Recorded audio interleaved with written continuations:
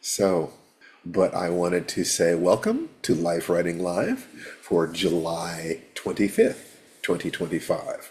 I'm your host, Stephen Barnes, novelist, martial artist, but most importantly, husband and father, and also teacher.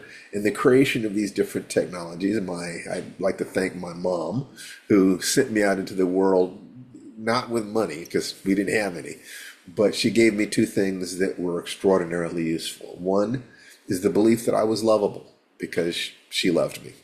And the second is the belief that it is possible to learn how to operate at higher and higher levels of efficiency and effectiveness, that excellence leaves clues. And that got me started searching right there for the last, I can't remember a time when that kind of input was not a part of my life. Let's have everybody unmute themselves and say howdy. Hello to everybody. Hello. Always Hey, good to see you everybody. guys. Good This afternoon, week everyone. particularly. So happy to see you all. So happy to see you too, and be sure that you are supporting each other over in chat, and anything that is needed, we can that can be addressed with caring, is something that this group is about. The outside world does not necessarily care about us, but we can care about each other. Just making Tananari my co-host. She will come on as soon as she feels camera ready, and I'll be happy about that. So the most important thing here, everything started with the notion that the hero's journey could be applied not just the writing of stories or the understanding of myth, but to designing your life. It was that realization that I had at a UCLA class that I was teaching that started the entire life writing thing, which then birthed things like fire dance and magic and so forth, just ways of doing these things. And these are tools that I created for myself that other people said they found to be of use. So I'm continually trying to upgrade those things and simplify them too. We're going to be doing something kind of unique today that probably will be part of what we're doing for the foreseeable future. But the practices, we talk about a lot of techniques and tactics and stuff like that. The only practices that are essential here, you read your goals morning and night. And 5 times a day, take 5 breaths. Deep, slow, diaphragmatic breaths. That's the white belt level, even without any philosophy, the specifics to affirmations, understanding human psychology, just the practices of 5 deep diaphragmatic breaths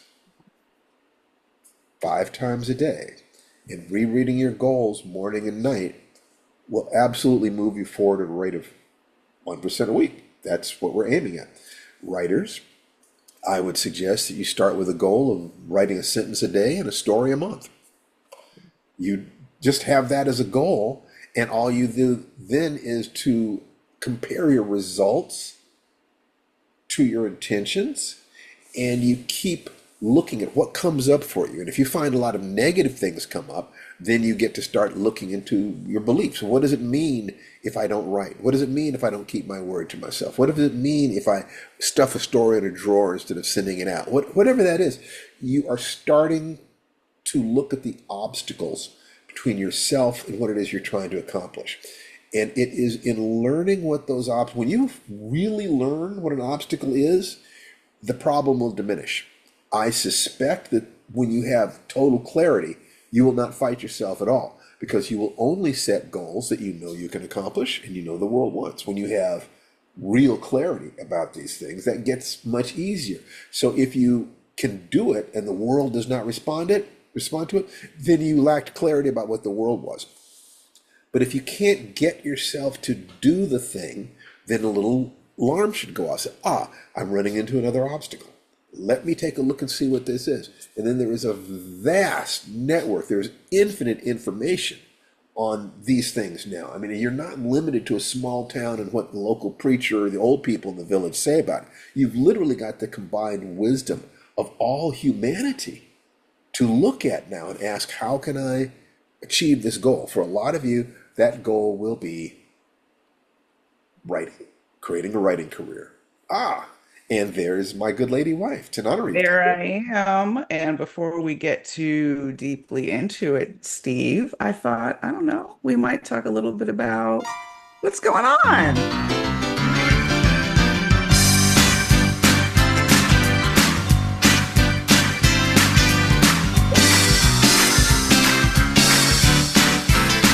All right. Welcome to Life Writing Live, everybody.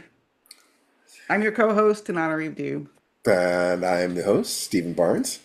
And we're combining what we're doing here in video with what we do on the podcast, because this becomes like a podcast with a live studio audience, and we can answer questions and talk about things, and that's just great. So why don't you kick off bringing something in that we started on the podcast, talking Well, about. what's going on? Let's talk about what's going on. So, what's going on is I am finishing up a short story that I have due at the end of the month. And as sometimes happens, not every time, but sometimes it's been a little bit of a struggle with this story. I'm not exactly sure why. I've been interrogating myself about that. Why are other stories coming more easily than this one? But ultimately, I think it's going to be fine. And the truth of the matter is, some stories are just more work than others, period. So we have to sort of grin and bear that. And there's nothing wrong with it. And of I course, think that the stories that we have a hard time writing, sometimes those are stories where we're digging into something so deep, but we've yet to process it. So we're rolling a big rock down the road. But those are the stories in some ways that are the most valuable. Other times stories just come rapidly. You just write them out. You should definitely do those too. But don't be afraid of the ones that are hard. you Hard can know, be an indication that this is the work. I would love to think that I'm struggling with this story because it's so deep. But I actually fear the opposite is true, that I haven't dug deeply enough into what it's Ah, actually about. Because what we teach is, especially when you're writing horror, there's the horror premise, and then there are the characters that the premise is in a dance with. And I wrote a story called Rumpus Room where I was very clear on what my character flaw was and, all that stuff. And I don't think I did that work with this character. So we'll see if that's what's going on. Maybe I don't know her flaws well enough, what she needs to learn from this, because it's kind of almost a revenge story. And I'm not one who writes many revenge. It's really more self-defense than revenge, but still, it feels good. Like it's a story about someone who's going to enjoy hurting someone. So anyway, welcome. I hope there are some new faces here. If you are new, we do this every Friday at this time, 3 o'clock Pacific time. Wait, yeah, 3 o'clock Eastern time, noon Pacific time. We meet with people every single week. I think maybe you've missed two ever, Steve, since we started doing these. And as Steve mentioned, we are, because we also have a podcast on Realm Media, we finally realized, oh, since we're calling this Life Writing Live, maybe we could actually use some of these episodes for the podcast. So the one thing I'll say is we definitely want you to share. But if you're about to say something you do not want to have on our podcast, just say our editing word, our editing safe word, which is rosebud. If you say Rosebud, that's our editing cue, and I know, cut it out. But other than that, that's what's going on with me. What's going on with you, honey? You're okay. muted. Oh, Okay. I'm not muted anymore. you're not muted anymore. So tomorrow we're going to have the first cast and crew screening of our movie. They're coming to our house. God, yeah, Steve, I'm terrified because No if way. if this, yeah, sure, but thing is that it's okay that I made peace with my fear. I used to be afraid of my fear, and I have rid myself of that. Now the fear is just the emotion that it is. It used to be that I thought the fear meant that I couldn't, I shouldn't, I mustn't, I was small and weak, I'd be killed, whatever it is. I'd lose love. And now it's just, okay, my body mind is getting ready for action. So if I look at tomorrow and I say, okay, what is this about? That months and months and months of work, and then 4 days of intense work, 1 day of prep, 3 days of shooting with a crew of about 30 people. And then afterwards, editing and sound effects and visual, effects, all this stuff coming together. Yesterday, we sent a copy of the movie as it exists right now to our investors, the people who We paid sure for did. this. Our executive producer has seen this. The executive producer will be at the house. The crew will be here. The cast will be here. And next week, our agents want to see it. In other words, it's time for the rubber to meet the road. The question of what have we done here? Did we pull something off? Did we do it? I mean, we feel like we did, and we also feel that letting people look at the work now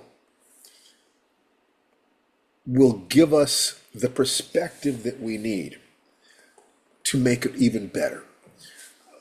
We believe that we were honest with this work, that it's coming from an important place inside Tananarive. The initial creative spark came from something that actually happened to you.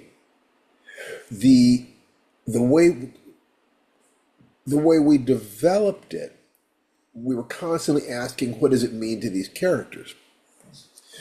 The beauty about collaboration is that our lead actress, Janelle,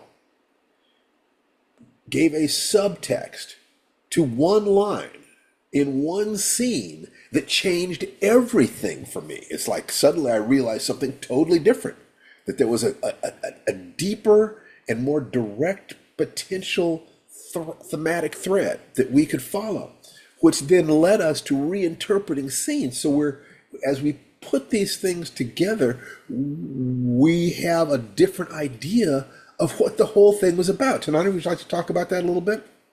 Yeah, we were just discussing this a little bit earlier. There's a scene at the end, and I don't want to give away, obviously, No, the ending. don't do that. I'm not going to Be give away general. the ending, but let me just say that we realized during the editing process that we were telling a slightly different story than we thought we were telling when we wrote it in the script. So now I have a better idea of what that adage means. There's the movie you write, the movie you shoot, meaning you're going to cut scenes, you're going to kill your darlings like every day, a new darling or two or three or four is getting killed.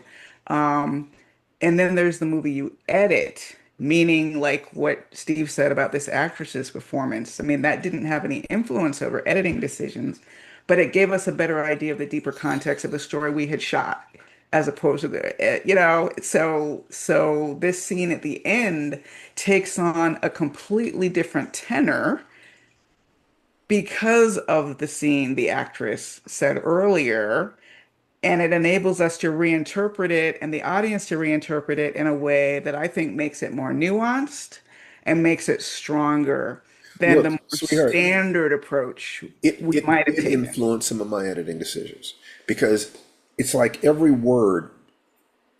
Chip Delaney in his book, The Jewel Hinge Jaw, talks about how every word of a story changes the meaning of the story.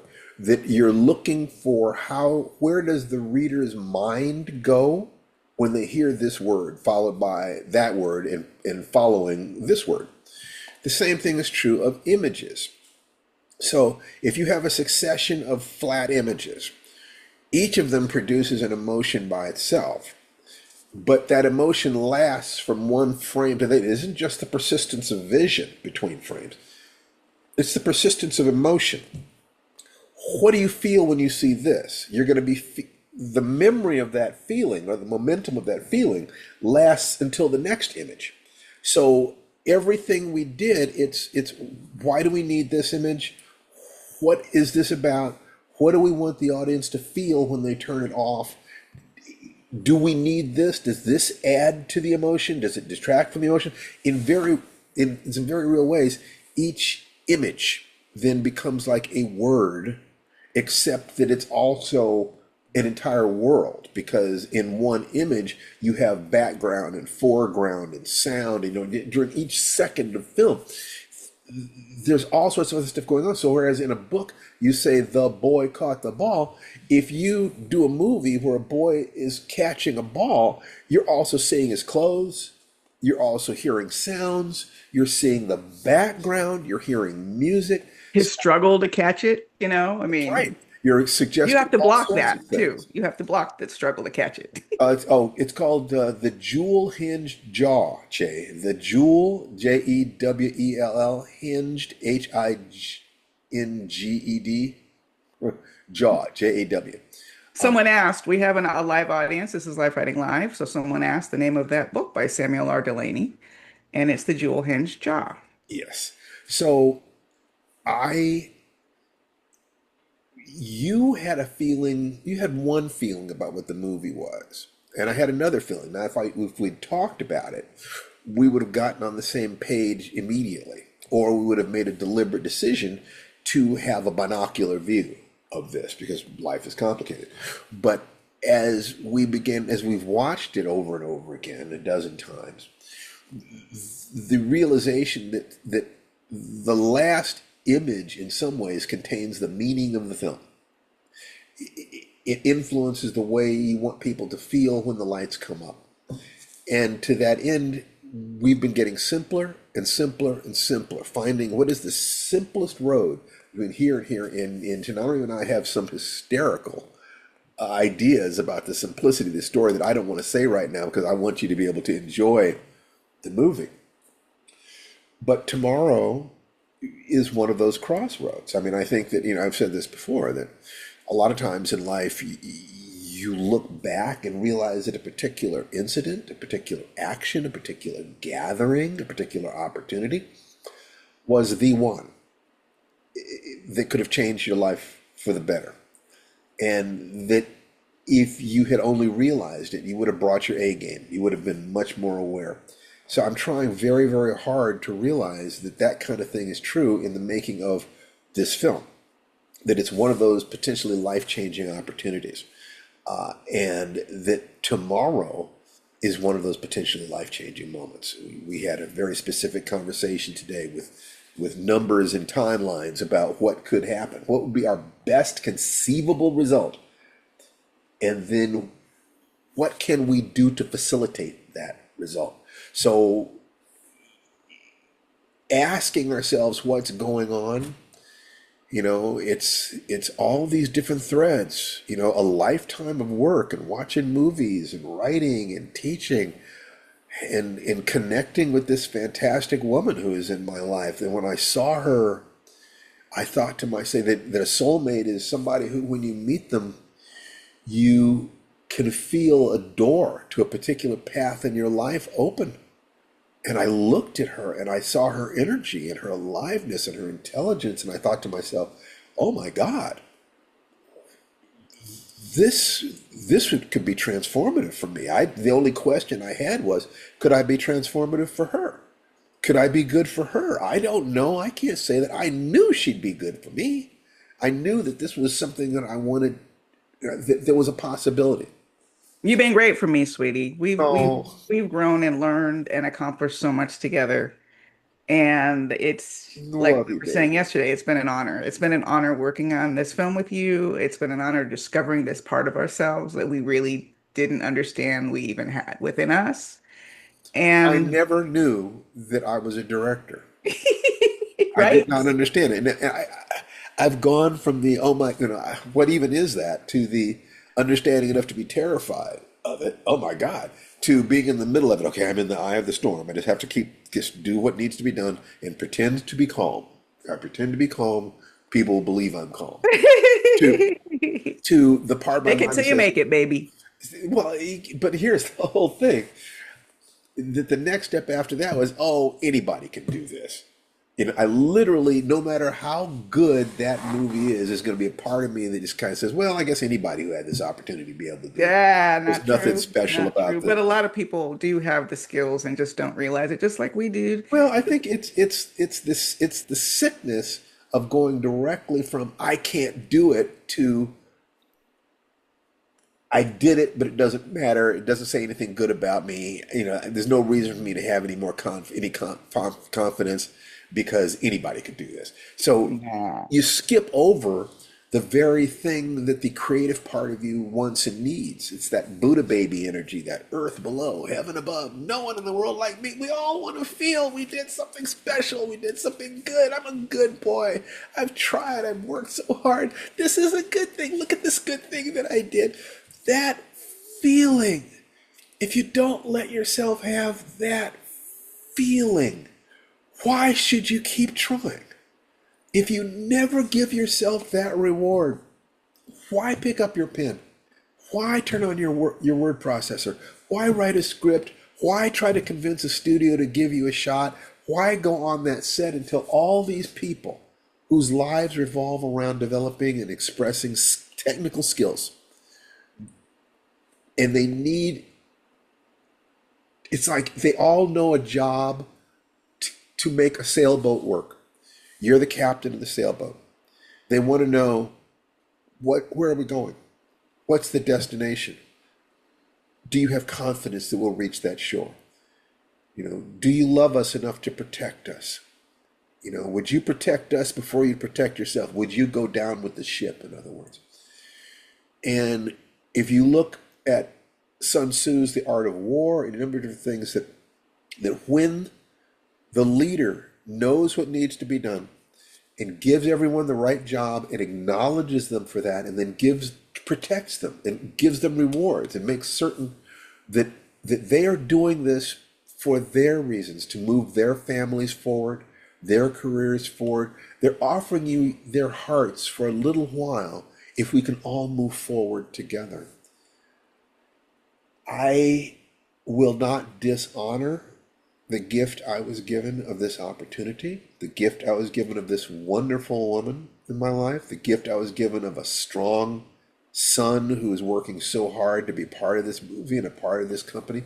All And the is in art our movie and does a couple and of the things in the movie. actresses, Jolie and Janelle and TK and our son Jason, all the people who came together, the makeup people and everything else, they're all daring me not to honor what we did. How dare I not be proud of what I did? That life may beat you, but do not beat yourself. So I that's, want I, go I ahead, love to please. back up to a conversation we had earlier today that we said we'd chop up a bit on the podcast, which is going back to the origins of the obstacle, at least for me, in becoming a director until 2025. Which, I've described it as sort of the mystery of the whole thing, which is true. I had no idea what that meant or how to do it. But, about 3 or 4 years ago, an executive at Shudder, where I was an executive producer on Horror Noir, and on that basis, which is the documentary, and on that basis, I'd been invited to this kind of, I don't know, like this industry event with a bunch of, I was the only one at the table who wasn't a director. Let's just put it that way. All these other people at the table were directors. And at one point, the executive at Shudder looked at me and said, "You should direct The Keeper."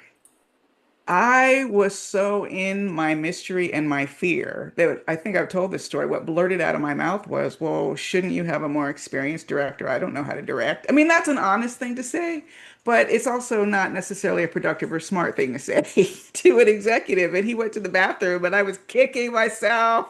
I was kicking myself for that response, which was my natural response. So when he came back, I followed up by saying, as a matter of fact, I think that would be a fine idea. My friend Brian Fuller told me that the key to being a good director is to hire very good people, like trying to act like, fake it till you make it kind of. But where I went wrong was did not pursue it. Did not pursue it in the slightest. Like without a check, like from Shutter, like if he had said you should direct The Keeper and here's a check, that would have been more clarifying for me. Like, oh, I better learn how to direct. But without the check, all that was left was this sort of nebulous idea that felt like, frankly, a pipe dream based on my original comment. And what he said was, actually, I think it would be an advantage for you as an unknown. He thought it was adding value to the project if the authors were the directors. And that's something that was like unheard of for me because I didn't know that was a thing. I didn't know that unknown directors were valued. So years and years and years later, finally, because another executive did hand us an opportunity to get a check to make this short, she said, you should direct, and here's a way to do it. That's when, but it was years later. And I'm not going to kick myself too hard over it, but I do think fear was holding me back, not Yeah, having and enough this is one of the confidence. things, I hear people saying, I can't accomplish this, I can't accomplish this because I came from poverty. I can say I never thought about doing a movie. Boy, if I'd had an uncle who was a director or somebody had given me a movie camera and shown me how to do something and then sat and watched the results and given me positive feedback, could have changed my life, starting at the age of 8. So if you feel like you did not have the foundation, then I would hope that you would use that as motivation to create a foundation so that your descendants can stand on it. Because you're standing on the foundation set by your ancestors. That we have this obligation to keep going. That's one of the things that powers me, that the meaning of life being to escape suffering, embrace joy, be of service.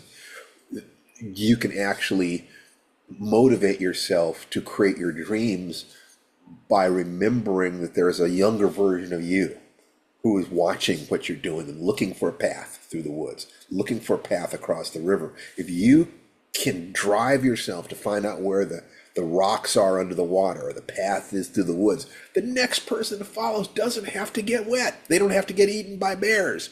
It's use everything you've got to motivate yourself to take the actions. And then if you're taking the right actions consistently, just remember consistency is more important than talent.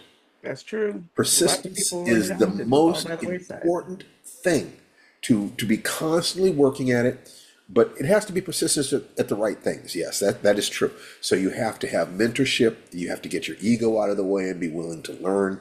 You have to be willing to trust that there is a spark inside you. In other words, we might transform our entire lives because of a spark of an idea that came to Tananarive from remembering an emotion when she was what, 6?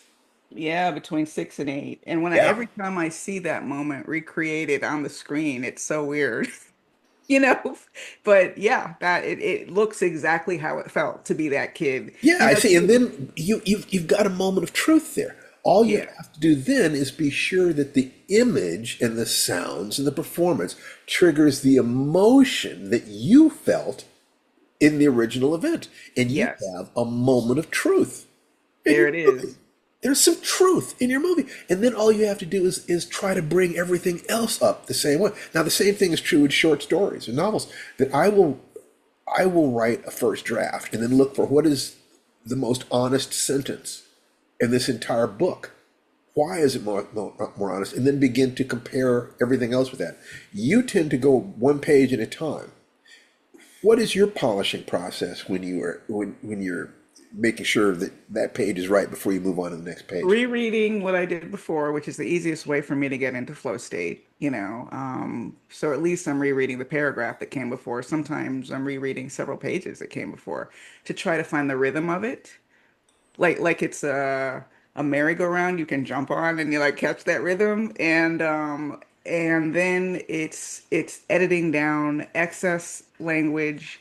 I'm making it a prompt for myself with this story to try to access a livelier narrator voice. I just read an incredible book called Model Home by Rivers Solomon. I don't know if any of you have read Rivers Solomon. Model Home is their latest book, but River Solomon has been slaying for years. An Unkindness of Ghosts, The Deep. River Solomon's narrator in Model Home is so alive, just so alive. The point of view and the narrator are very closely locked.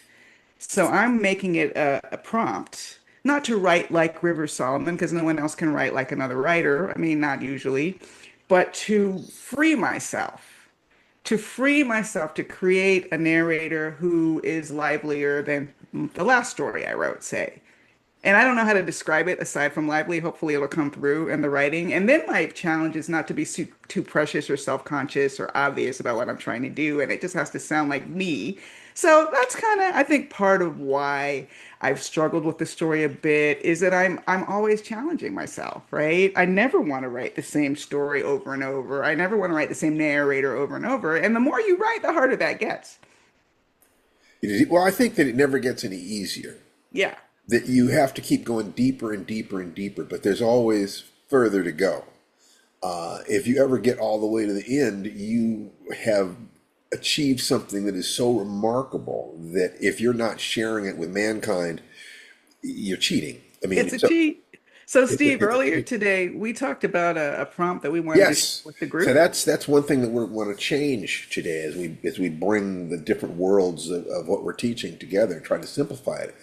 The idea being that story prompts are superb ways to get you thinking like a writer. But the life writing system suggests that you want to use the same tools in your life that you use writing a story or actually in the construction of the story itself. In other words, those processes should all come together.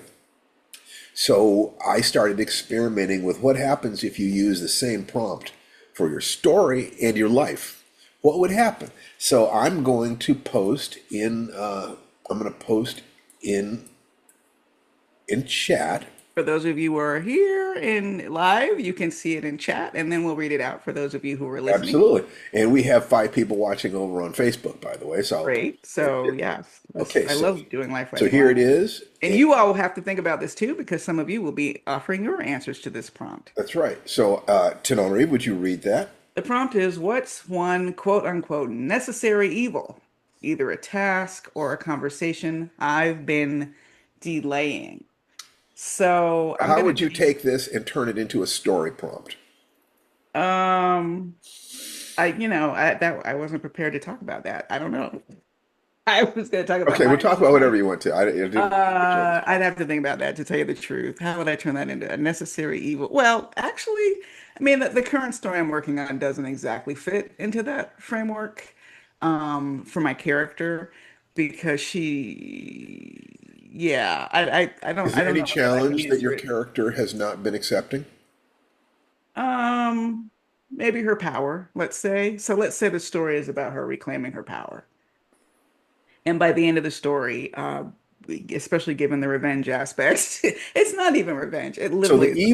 the evil then would be whatever it is that stops her from claiming her power. It could Yeah. be a parental voice, it could be a social voice, it could be that she tried to put herself out when she was younger and got slapped down. So it might be the fear, the avoidance, the authority figure, whatever. So keep going. Oh my God, as we're talking, I am seeing more and more about it. I can't say more about the story, maybe in a future podcast, but the answer I had prepared had to do more about me and my writing process. So Okay, hopefully but you that's all okay will, because we're talking about your writing. It's the yeah, story, the writing process, or life. right. It could be Okay, all the so same writing things, or process. they could be a little different.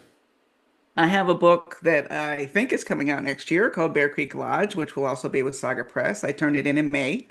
And while I was writing it, I got feedback from both Steve and my agent. And part of the novel is set in historical Hollywood, and part of it is a contemporary creature survival story in the snowy woods. So it's a blending of a couple of different kinds of storytelling.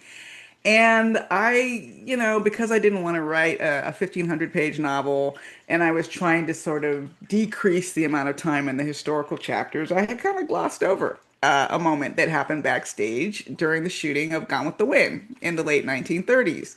And both Steve and my agent were like, hello, this Clark Gable thing, why is this just like a sentence in past tense? Why wasn't this an entire scene? And frankly, the reason it was an entire scene was because I had already done a great deal of research for this book about early Hollywood, the silent era, black actors in early Hollywood. Zero research about Gone with the Wind. Actually, had never even seen Gone with the Wind. So, in order to write a scene set backstage at Gone with the Wind, now I know part of it is Steve, you would call it avoiding work. And maybe that is true because I wanted to get it done faster. But the other thing is, I fall down the rabbit hole when I'm researching. And I think I also knew when I opened that door, it was going to be hard to pull myself back out. Well, I So think that, I, and there might be another one too, and that is, if you've never seen the most popular movie in American history, one would have to suspect that there's a little bit of an aversion going on. I had such an aversion to Yeah. seeing it because, if you haven't seen Gone with the Wind, it's apologia for the Confederacy. Yeah, it's a End slavery. of It's story. It's great. not even a great love story. I mean, a lot of people think Gone with the Wind is a great love story. What part of it is a great love story? I'm sorry. Go on, honey. You were about to say something. No, I mean, Yeah. the so the lesson here is that the obstacles, the things that stop you from doing the things that would make you the person you're going to be, are partially limited by the image you have of who you already are, because your Mm, ego thinks it's you. So anything right. that's actually going to be transformative, even if it's all positive, is going to be scary. But when it's also connected with negative things, like Gone with the Wind is the dominant image of slavery for America until Unchained. In Django cinema. Unchained was the first time you saw slavery from the position of slaves in a feature film. Roots was television. In a feature film, what do the slaves feel and Enslaved people. think? What do they feel? Yes.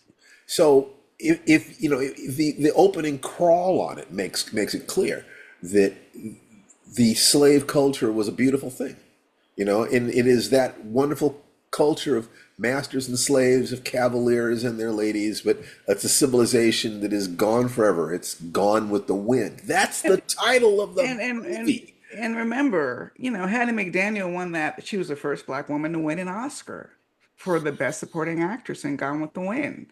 And remember what her role was as Mammy. I mean, yes, she brought in a lot of the sass.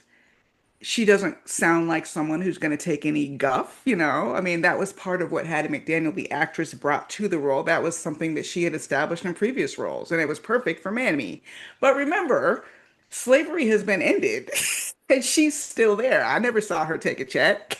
I never saw her sign a contract. She's still behaving as if she's enslaved, even though the war is over. Okay, so she was a very comforting figure to Oscar voters as what you call the loyal servant. That loyal servant trope is so, so comforting to people, especially people with racist tendencies, especially people who are afraid of difference, afraid of how many black and brown people there are out there, because that loyal servant is proof they don't want to hurt us. They're not And mad at us. that movie sits right at the nexus of race and gender in America. In order to appreciate it, in order to love it, it's very useful to believe that there is a natural order to the races, and it's also necessary to believe that men and women belong in their gendered boxes very clearly. If you can't see the prices that each side was paying for that gendered box that then created this civilization that was able to be on the backs of these slaves, we are in the 21st century breaking down so many of those tropes that it can be difficult for us to kind of say, something, it might be useful to understand why is this the most popular movie in history? Why So was it yeah, the most popular book in history? You can't just say I don't understand that without saying I don't understand the history of America, because there's no way it could be that popular unless it ties in with values about race and gender. And it's not a matter of misogyny, because it's women who love Gone with the Wind more than men do. So there's something different going on there that I think it's very useful for us to understand people and understand society and history. so the greatest evil that works was Gone with the Wind for me. No, but what was great was in order to write 15 pages, maybe 20, I'm telling you, it's one scene that I think I had to add. I went so down the rabbit hole. Not only did I watch Gone with the Wind, there was a time I had it up on my screen freeze framed and I was looking at certain scenes over and over because I was recreating them in fiction, like she's standing backstage while the scene is being shot. Or I read oh my God, Hattie McDaniel's biography blew my mind. And I'm so glad that I did this research sort of jaunt just so that I could read about her and have so much more respect for a woman who was born to parents who had been enslaved. She had known what starvation was like. Everybody sort of knows that quote, or a lot of people know the quote by Hattie McDaniel, "I could have played a maid or been one."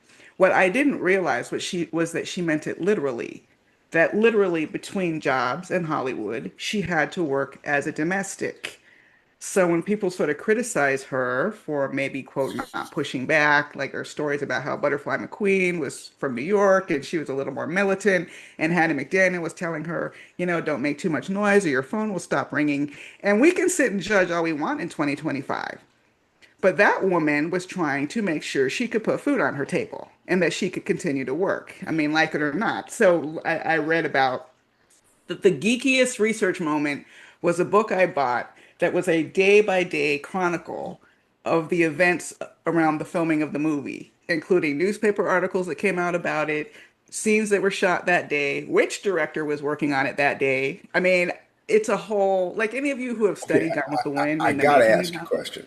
I so gotta much. ask you a question. What I'm gonna I got upset. it's gonna be a presumptive question or an Okay. assumptive question. What did you learn about movie making when you were doing research for your book that you were able to use in the shooting of our film? Oh my, well, first of all, thank God we weren't making Gone with the Wind. That's the first thing. But the thing I learned about movie making is that it is controlled chaos. That I don't know if that's what you expected me to say. I had no particular expectation. Okay, it's controlled chaos, like from Jump, that film. It churned through so many scripts. The director had a nervous breakdown, literally, and had to leave the set for a while. Clark Gable hated shooting it. I mean, I could go on and on and on. So reading that gave me a lot of perspective on what to expect on a set, how necessary it is. I mean, because as a director, a lot of the picture in our minds is directing the actors, and that is a part of it. And I got to learn about that, how they got handled. Um, you know, Vivian Lee was slapping Butterfly McQueen for real, for real. She had to stand up to the director and say, "Listen, if she really hits me, I won't scream at all. But if she doesn't hit me, I'll scream as loud as I can." So the importance of managing your actors, managing the safety of all of your actors, and not getting freaked out by the controlled chaos that literally just is what movie set life is. It is controlled Now I'm chaos. going to ask you another question. Yes. You think it's a coincidence that you wrote your first book that deals with Hollywood movie production at the same time that you produced your first film? You directed. No, I channeled it, y'all. This is why, as a horror writer, I am very superstitious about the things that I put in my novels. I am almost 100% serious about this because it's the first novel I've written where my main contemporary protagonist literally was a director. And then all of a sudden, You're a director, which I'm a suggests to director. me It's that some weird. part of you knew the direction that you were going. I did. I did. And I feel like I conjured it, like almost literally feel like I conjured it. And as a horror writer, I am very superstitious about what I conjure and manifest as some Well, of look, that element. Yes. conjuration would be having your actions, emotions, and thoughts all in the same line. That's what the universe responds to. The universe responds to a language of action aligned with emotion and thought. So when you wrote it in your book, you were conjuring it, but you still had to say yes. I Somebody did. making the universe making you an offer still demands that you have to say yes and then take action. So yes, you have to be careful with what you conjure, but two, remember you do have some volition here, and that this was something that I think some part of you felt that we had been struggling to get our stories across the finish line, and we'd always put our fate in other people's hands. And the truth is, from the stoic position, you have to release the things you cannot control, but you have to take control of everything that you can. What we did not do was realize that there were things we could do to move things forward that we were not doing. And Right. as long as that was true, we were asking the universe to do for us what we would not do for ourselves. If we did not have the ability to do this, maybe the universe would have met us halfway. Right. But I mean, it's just a philosophical position. You try to make sense of your life. I'm perfectly aware of that. But this makes sense especially if something wonderful happens tomorrow and next week. Life-changing things could happen in the next 7 days. I mean, literally, life-changing events could happen right here, right now. If that's true, it will be because we stepped into a possibility that the universe had prepared for us. And that's not a metaphysical way of looking at it. It's looking at all the things we've done, all the historical things, all the things other people, our connection, Jordan Peele coming to Tananarive's class. You think it's an accident that a breakthrough director like that would be on our radar in terms of people that we want to connect with? I mean, this is how it happens. So I always knew that you had a touch of magic about you, sweetheart. And one of those things is your ability to connect, to find connections with people who logically are above our level. Logically, we're not playing the game at the same level they are, but they see something in you and they see something in me, and they sure as hell see something in us. That's the thing, that these people looked at something about us and said, you can do this too. And it's like, wow, that's a fantastic answer. And because you did the the process of the writing, obviously people can apply that to setting any other kind of goal that they might have.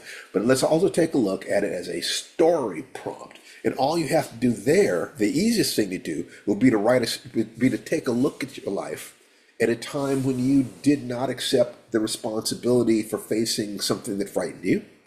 Then you faced it and got through it, and something happened. If it was something positive, that's an easy story. Now they have a character, they have a goal, they're afraid of doing something, they get over the fear, they take action, just follow it around the hero's journey. Yeah. Um, Can I ask you yes. your version of that, either in a story or in life? What's one necessary evil you've been delaying? And it better not be divorce papers. You were a necessary evil, though. I mean, I know that. Dames is Pison. Everybody knows that. What is a necessary evil? That I'm facing right now. See, that's the harder question. I could go back in the past, but let me take a look and ask myself, what's a necessary evil in my life right now? It's trusting more fully. It is being comfortable with chaos.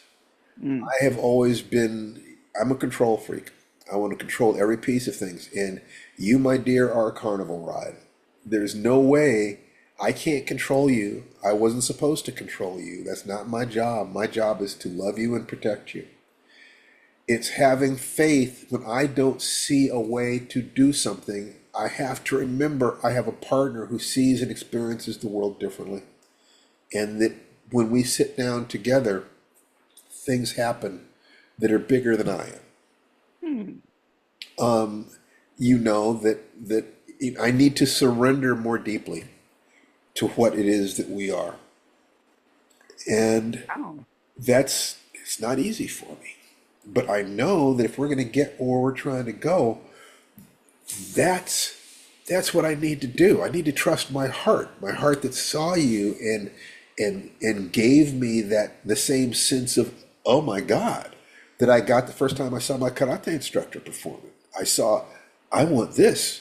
I looked at you and I said, I want this, except it was more of a, could I be good enough to be with her? Because you clearly were a lioness. You were headed toward your destiny. And unless I could hunt at your side, I would be afraid of your power and try to limit you, or I'd be afraid of your power and try and turn away, leave, cheat on you, do something to destroy the relationship so that I did not have to deal with my own demons. That life said, yes, you've had limitations. I'm going to give you someone who had different limitations and different strengths. You have strengths and limitations. They have strengths and limitations.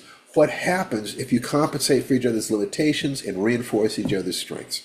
What happens? And I think that what happens is the keeper. I think that what happens is a doorway to a feature film, something that can transform our careers and our relationship and our finances. Beautiful. I love that answer. That's great. And is it time to open it up to our Yes, it's studio absolutely time to audience? open it up. So basically, I would like comments, questions, or requests from any of you about anything we've said, any project you've got going on. If it's a writing project, fantastic. If it's a life situation, it doesn't matter. It's the same process. We're talking about having in our conscious lives an awareness that then feeds into our stories so that when we write stories, we understand the things that actually stop people. We're not just learning about that from reading other people's books. We're creating our own thoughts about what it is to be human. And we're learning more and more by diving in. So raise your hands if there's anything you would like to talk about that connects with any of these things. And it could be an accomplishment, a question, comments, questions, requests, anything. And volunteer or you will be voluntold. Hello, Jaime. Unmute yourself. Hey, everybody. Yeah, the screen gave me a different unmute prompt. It was very strange. Just really quickly, I told everybody last week that I was having car trouble and that it pushed some self-esteem issues. So that is my necessary evil that I must confront. There you go. And I want to report a success Please. because I went to a car dealership and talked to a used car salesman, saw a vehicle that they're not done with, so I can't test drive it, but I'm the first person in line to look at it when they're finished with it. But in the meantime, I walked out of there with all of my money still in my bank account, which is huge progress in terms of shopping for cars. Shopping for cars has been a problem for me for 30 years. May I offer you a potential strategy? I've got Yeah, an evil yeah, yeah. strategy that has worked, has saved me thousands of dollars, and I can't help. Okay, so what you do is you look in the automotive section of your local paper until you find one of those loss leader deals where somebody offers you a particular model and year of car at a ridiculously low price, just an absurdly low price, a price that they know damn well that when you get down there, they're going to tell you the car is gone, but we've got this other one that only cost you another $1,000. You know the game. Right. Cut out that ad and you take it to a different dealer and you tell them if you can match this price on this car, you've got a sale right now. And you do not listen to any of the excuses they give you. Because if they've got the car on the lot, they will sell it to you at that price. They will simply try to wear you down. And Right. maybe you can give them a little win, like an extra $100 for this extra little security thing. But basically, they will not let you off the lot without selling you that if they know you've got the money and they know somebody else was promising to sell. But do not take that ad to the dealership that ran it, because that's what Right. they're going to run the game on you. Right. That's It's just very a thought, interesting. but That's certainly an experiment I'm willing to try. yeah, One of it's the fun. one of the things that was different this time, because for the first time I'm not shopping with that sense of immediate need urgency. I want a new car, I need a new car, but I'm okay with not buying one and for it taking as long as it's going to take for the right car to be available. And so I don't feel like they have any power in pressuring me. And that is a wonderful place to be and to be experienced enough to be able to trust that I can walk away from something. Okay, now connect that with the strategy that you were offered about dealing with your stepson. Yes. How are Oh, they? right. How are they versions of the same idea? Bingo. Well, and that the communication of sending him the message that I believe he has it in him to be a responsible, successful adult. I've gotten to not only deliver that message to him, but I got to tell my spouse the story of our conversation last week. And my spouse was able to deliver that same message to him. And we're already seeing results. Clarity, Oh my clarity. God. Okay, What a relief. there's something called the law of requisite variety that says that in any situation, the person in any grouping, the person who has the greatest behavioral flexibility will end up controlling the rest of the system. Now, how does that relate to this? Because you're talking about clarity and knowing who you are. The in life you can either have a shell or a spine. When you know who you are, you have a spine. Okay, and Yeah. you can bob and weave, but you don't lose your balance. So you could go into that dealership, you know exactly what your bottom line is, and you know the areas in which you're willing to be flexible. Right. Okay, with him, you know the area, you know the most important bottom line. You will deliver him safely to being an adult. This is about delivering him safely to be an adult, and it happens to align with what is also best for your own self-protection. He does not want to grow up. He wants adult privileges while having no adult responsibilities. That is the teenager thing. That's their job. There's nothing Right. wrong with that. So you When have, they're a teenager, when he's 35, it's a little that's problematic. right. That's right. That's exactly right. If he's, in other words, my attitude is if you're having sex, it's time to grow up because sex is an adult game. Right. If you want to stay a child, that's kind of your business. But don't expect to drive, have sex, just like or have money. People are going to be, feeding you and sheltering you your whole life. The natural, healthy drive to be determinative will move someone towards being an adult if they have examples of adults who are responsible but also joyful. Right. Because they're saying, if I grow up, do I lose my joy? And your attitude has to be a little bit of, no, you have no idea how much fun it is to be. So I don't want to take up any more time Yeah, because I just wanted to report a little bit of success because I'll also say that this is applying as well in both my professional and creative world it as always well. will. It's You're sharp. fan You're sharpening the freaking axe, tastic. buddy. That's I'm having so much fun. that's great. All right. Thanks. So who is next? Because if no one else raises their hand, I'm going to talk to Emma. Hello, Emma.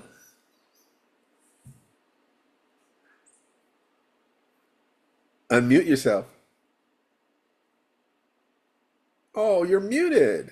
Can you turn your sound up? I can't hear you at all.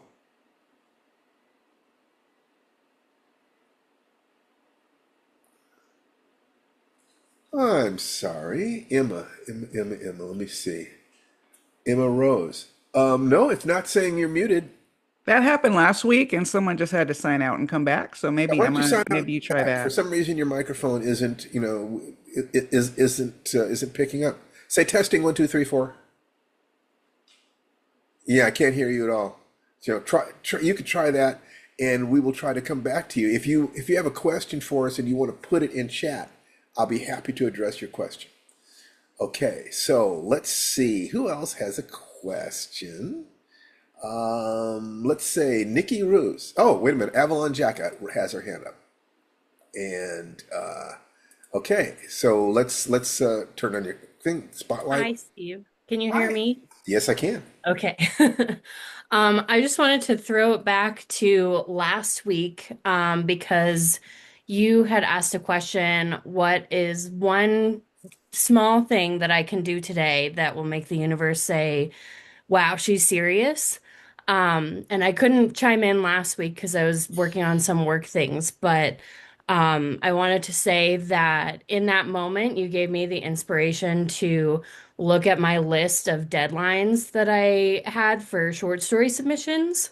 And that helped me get motivated to, it reminded me that I had a deadline coming up this week for one, and that got me to submit my 10th short story since February. So just wanted to That's your throw that. throw back to Wait a that. minute. That's your 10th short story since February. Yes. You are so on the path. See, you tell me that, and my attitude is, oh, she's gonna make it. Yeah, it reminds me of I had a conversation I had with Ray Bradbury, where I just emptied my heart out to him, wondering whether or not my collaboration with Niven and Purnell and working in Hollywood and so forth had numbed me to my own beauty, numbed me to my own voice. And I sat there at a restaurant in Westwood talking, I was just crying my eyes out. I asked, is it too late for me? And he looked at me and he said, well, have you published? He hadn't totally heard or anything. I said, oh yes, I've done this. I'm working on my 13th novel. So and this, and he just laughed. He had this beautiful laugh, and he said, you will have no troubles at all. They- You are, you're eating your problems. You're not letting your problems stop you. You're letting yourself be helped. You're letting yourself be supported. You're stepping out on faith. You're doing the work. So once it's like that basic thing of read your goals twice a day, breathe five, take 5 breaths 5 times a day, and then hold yourself accountable to one other human being. Tell your results to one other human being. You can put it on social media, you can have an accountability partner, whatever. If you just do that, that's the foundation for all of your change. Is to know where you're going and constantly be looking at your surroundings. You have a goal of being a writer. You're actually in an intermediate stage right now. You're not a beginner. You could coach other writers who are below you in how they handle themselves emotionally in order to achieve. And I think that you have every right in the world to be super proud of what you have accomplished. I know that I'm Thank you. proud of you. This is Thank good. you. This is what a teacher wants to hear from their students. Yeah. It's all rejection so far, but that's okay. We move on to the next one. That's right. That's right. I So are you reading and are you workshopping? Because I am reading a little bit. I have fallen okay, behind this yeah, month, but I need to get back to like actually reading the stories. But that's right. I actually just did some workshopping with Kevin from Lifewriting Professional. So So you want to read 10 stories for every story you write. And then you want to, it's like the minimum for writing for me was books or television for input, paper and pencil to produce, and then at least one friend who I could read my stories to get feedback from. So it's constant input, constant work, constant feedback. Make sure you have that system in place. At least one person who reads your stories, you can get feedback. And what you're looking for is, did they feel the emotion you wanted them to feel? Can you identify the steps of the hero's journey and so forth and so on? You know my methods, Watson. yeah. So you start with that because that way I can be a mentor to you. But you also listen to Tananarive because Tananarive has a different pedagogy, and you find you do reading of a lot of other writers. So you're trying to get it's take what is useful and discard the rest. But right now, what I can tell you is if you will constantly read, constantly write, and constantly get feedback, you absolutely will publish. You just will.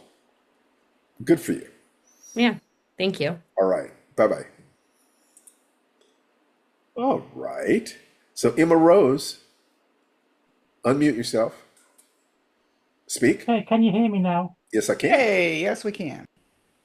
Okay, so because of some personal issues, I haven't been able to focus on anything much. So I'm just like taking time to heal, I guess. Okay. Where Um, where are you calling from? I'm in the UK at the moment. It's like Okay. 9 o'clock now. Okay. So, what have you been avoiding dealing with that we can help you with, or that you would help you gain some clarity? I mean, my next big task, I guess, is I need to book flights to Malta in order to set up the bank account there. Can you I'm repeat that, putting that please? Your off at your the your moment. connection is just a little bit muddy, so Oh, enunciate as clearly as possible. oh. Okay, so I need to go to Malta to open the bank account as part of Oh, my immigration plan, okay. but I'm putting that off for a few months, partly because I'm just not in a good mental state right now, Understood. That's and very real. That's very real. partly because at the moment flights are ridiculously expensive because it's a holiday season. So if I wait a few months, it will go from being like £300 to about 16. Okay. So there is a task that you need to do to take care of your immigration status, but you're not in the right headspace and heart space to be able to do it.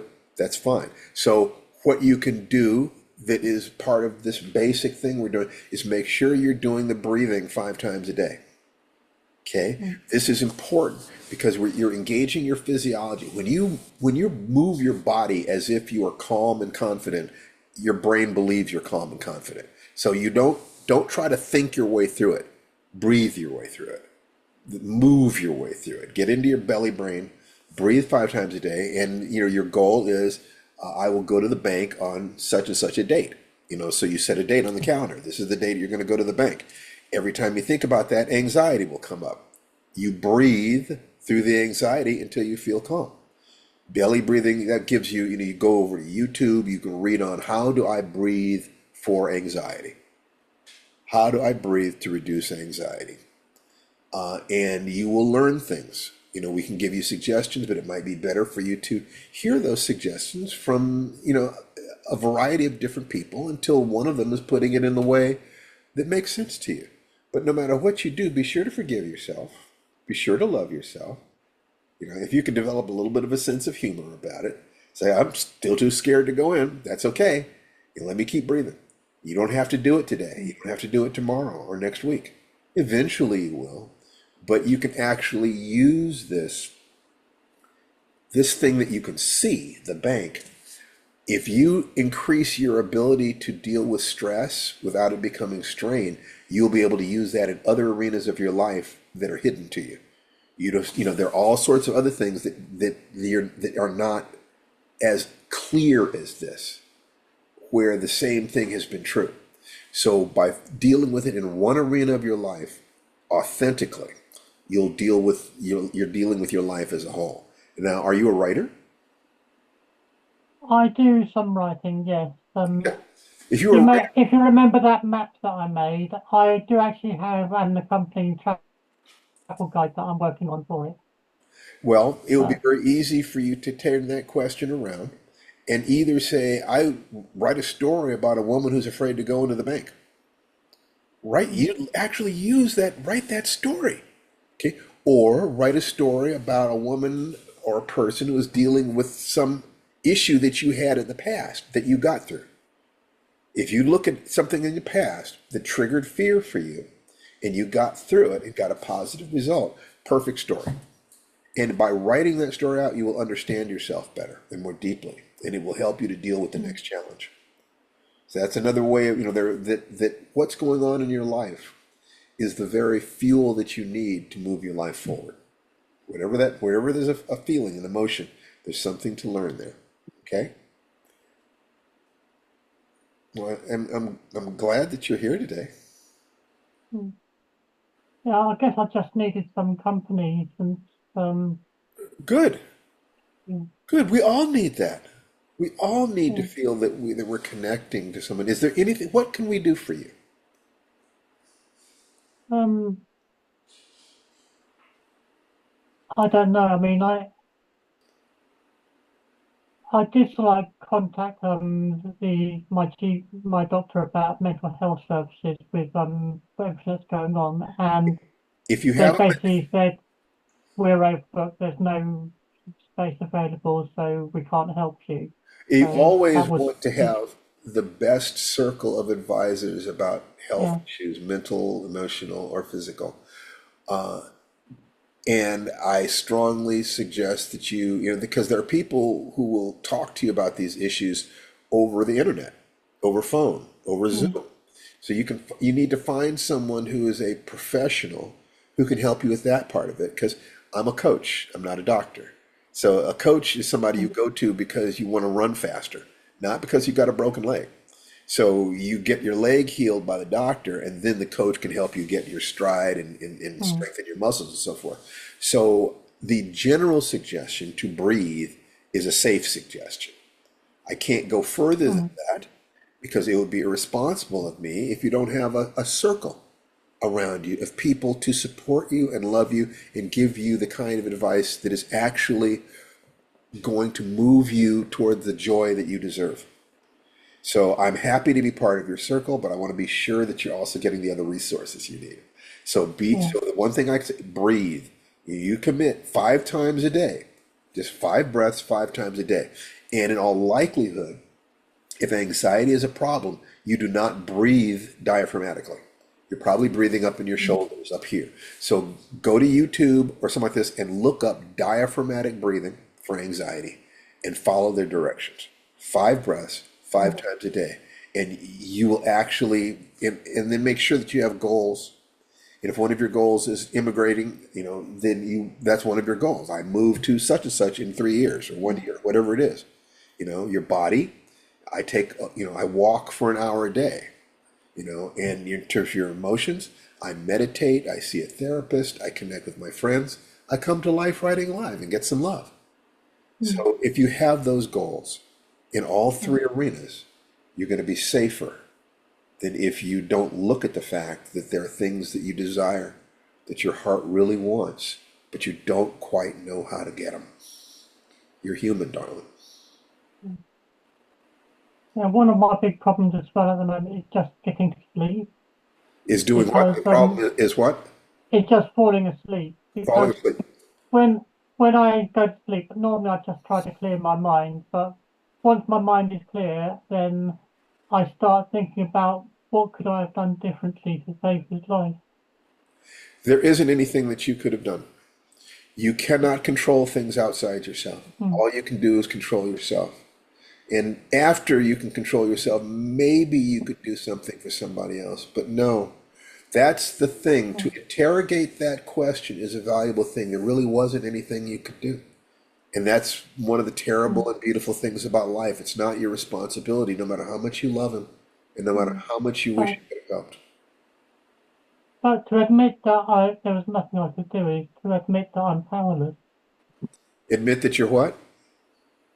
Powerless. You're powerless for things outside yourself. But our emotions are not created by the things that happen outside us. They're created by the way we interpret the things that happen outside us. So there's a tremendous amount of power for you in controlling yourself. And if you begin that process, that's down that road, there is potential happiness down that road. But be sure that you've got the support that you need, because your grief is natural. It's absolutely natural. But the urge, everyone has to walk their own path, darling. He had to walk his. You have to walk yours. The best thing you could have done for him, and the best thing that you can do now, is simply escape misery, embrace joy, and then you can be of service. So if you want to help the next one, or if you want to free yourself and say, this is so huge, what possible lesson is there for me in this? It's just that life is now. You cannot control the things you can't control. You have the right to be joyful. Start with the breathing. Start now, today, with the breathing. And then every day, do some more research into resources that will help you move forward. But start with the breathing, okay? Can you do that for me? Yeah. Okay. Now, over on LifeWrite, continue to post about what you're feeling and experiencing so that people can support you. You find other people who are dealing with things and you support them so that it becomes a community of people who are helping each other. Can you do that? I will do that. You have a lot to offer. You care deeply. Right now, there's so many people who are afraid that nobody cares anymore. Show them that it's possible to care and it is possible to survive having cared. Okay? And if it's okay with you, can I play a short piece of music? How short? Less than a minute. Yes. Okay. While Emma's getting her music, just a reminder, everyone, if you want to join us on our community online, we are on Life Writing on Circle at www.lifewrite.com. More than 300 community members waiting to help inspire you and be inspired. Okay, so because of the fancy background I've got, you're not going to be able to see the violin, it seems, but It's okay. here goes.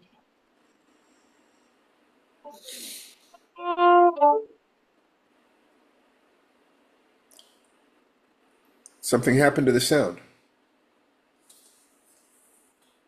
Have her turn on original sound. We lost.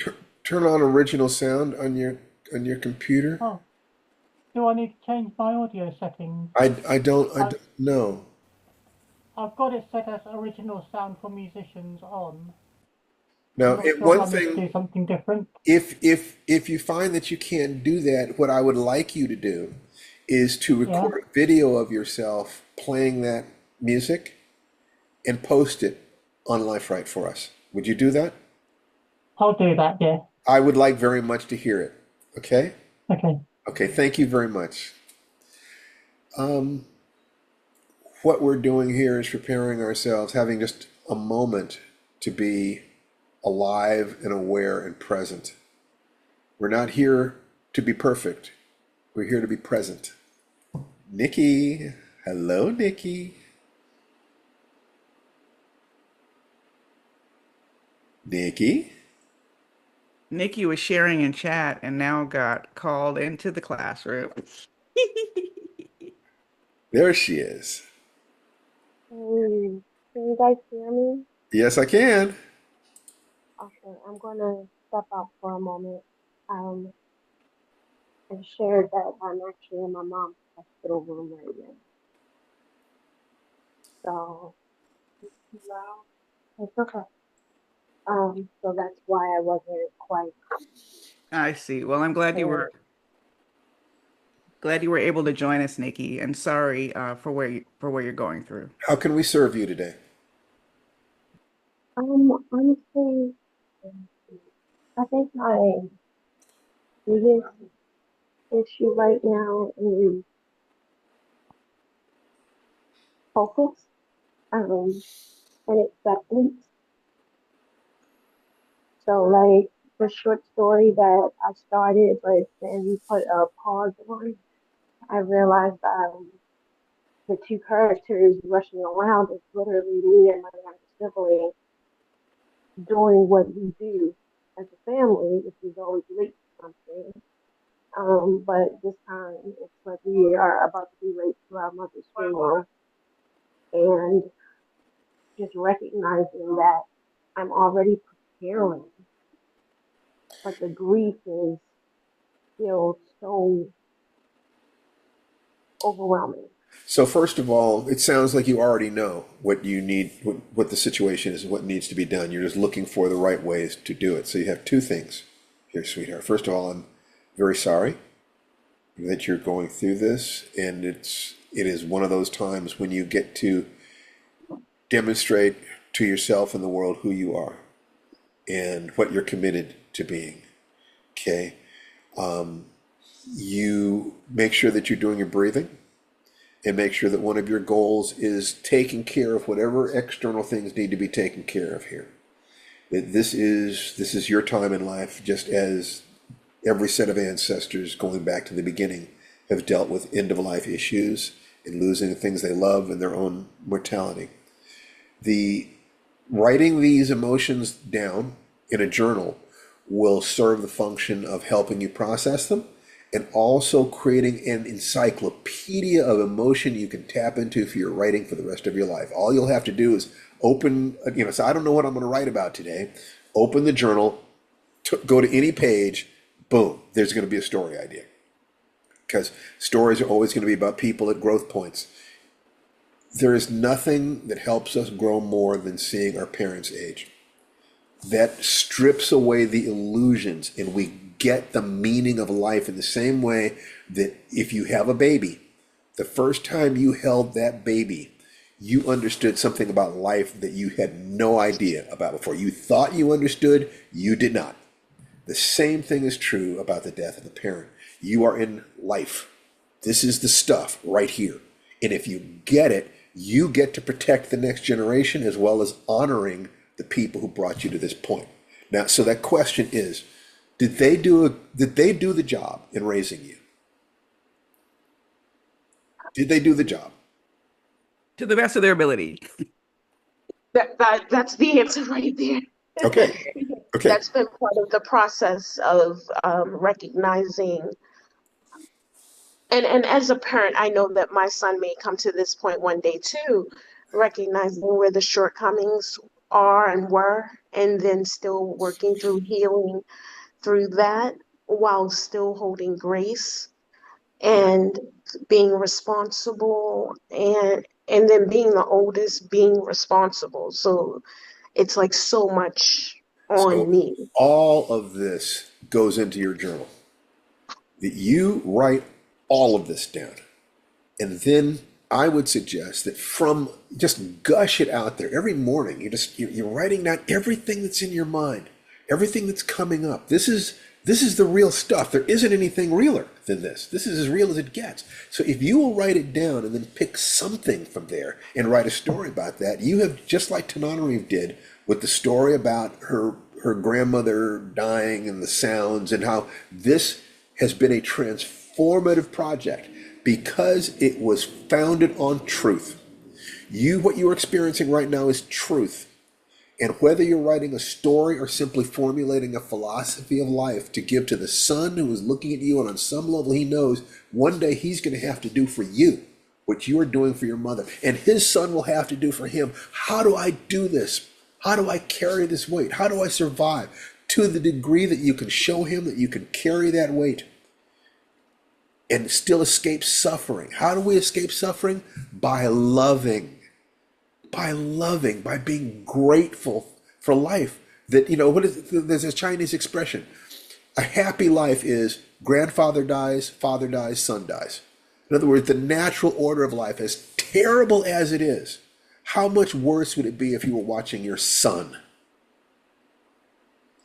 See, And I want to say, yes, go for I it. just wanted to jump in, Nikki, because the loss of my mother still feels very fresh to me from back in 2012.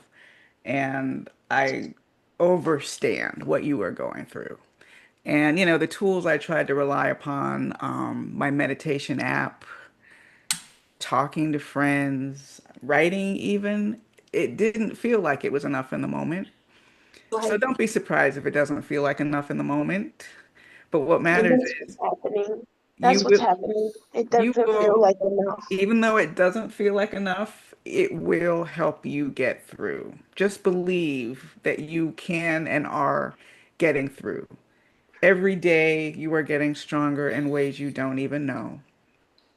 So you are becoming the person who can shoulder this. You have become the person who can shoulder today, and you will become the person who can shoulder tomorrow. Just have that faith, and don't ever let the writing feel like a burden.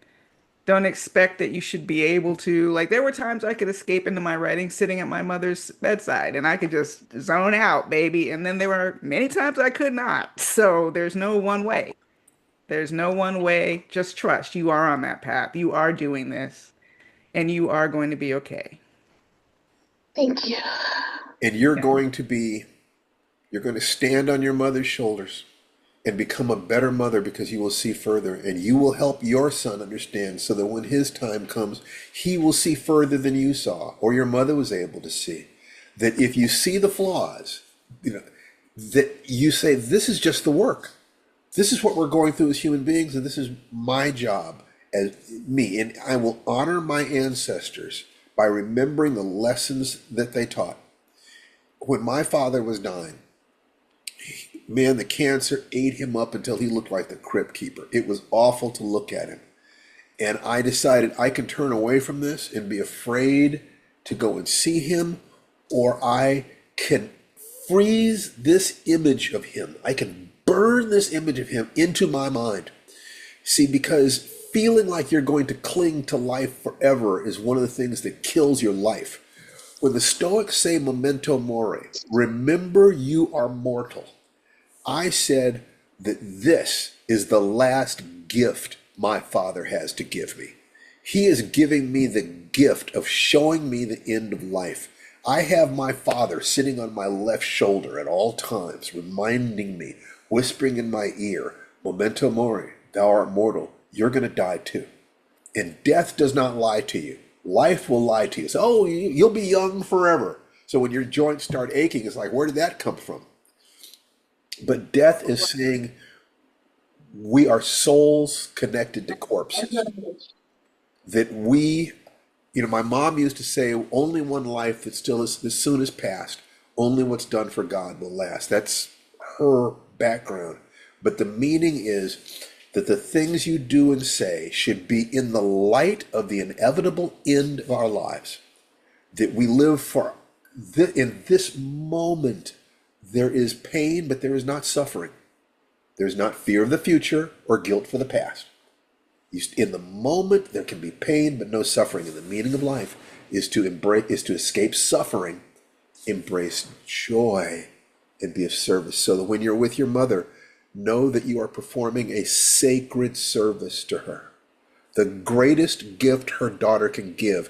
And if her spirit deep inside her looks at you and can feel, I did a good job, you get to set her free.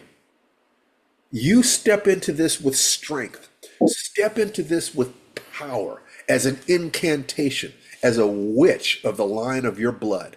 You own your power, and you make this act one of power. And the fear and the little girl that wants her mommy to hold her and protect her one last time, now you are going to be that little girl's mother. And to the degree that that part of you steps up, that little girl inside you is safe. You are now your own mother. And if your mother did her job, you're going to be a fantastic one. And then you'll turn around and teach your son, who will teach his son, who will teach his son.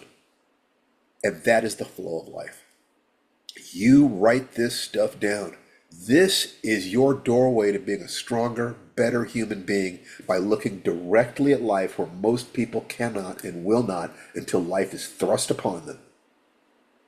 This is your chance. Take it. It is the last gift your mother has to give. Stand with power. Thank you. I think part of what's making it so hard is I am a deaf doula, but this is so much realer. And my son he'll be 24 this year. So I'm also like holding him up as he's watching his grandmother go through these things. So he will take his cue from you. He is taking it. That's right. Even if you have to fake it, you stand strong, but also share. This is tearing me up, but I have to be strong, not just for her, but for you. And I need you to be strong for me and for her. And this is the way we learn. You get to heal. You get to stand strong for your line. And I can tell that you're not going to let your line down. Your ancestors are watching, and so are your descendants. You are not the weak link in your chain. Thank you for that confirmation. That means a lot. 100%. You've got what it takes to do this. You were born knowing how to do this. The illusion is that we're surprised when death comes. The reality, we know. We know how to do this. Use it to empower your life, darling. Thank you for sharing. You made this session real. You and Emma together made this session real. See, this is how do we deal with the real stuff? Then you can back off and write a fun little story. Okay. But the person who can deal with the real stuff understands the importance of two things: the importance of writing about serious things and the importance of just writing for fun. I mean, seriously.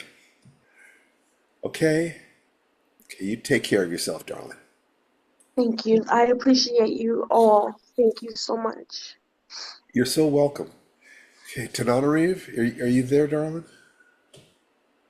Okay. She'll come back when she does. No, I'm still here. I'm still here. Okay, great. I'm going to put you on the spotlight too. You turn your camera on, darling? Oh, turn my camera on. Okay. Okay.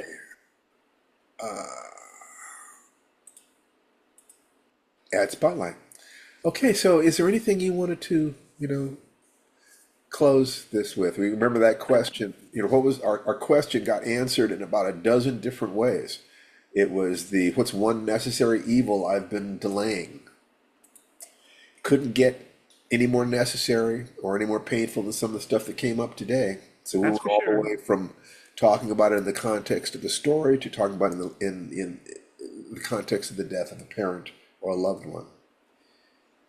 Breathe. Yeah, it's been heavy today and necessary. And thank you all so much for sharing your hearts with each other and with us. This is what makes these sessions so special. And I guess I just want to tell everybody to go out and live your lives, have a great weekend, make yourself the hero or heroine in your own story. The hero in the adventure of your lifetime. Bye, Namaste, people. everybody. Take care. Unmute yourselves, say goodbye. Thanks, everyone. Love you all. I Bye-bye. Thank you. Bye. Bye bye. Take care.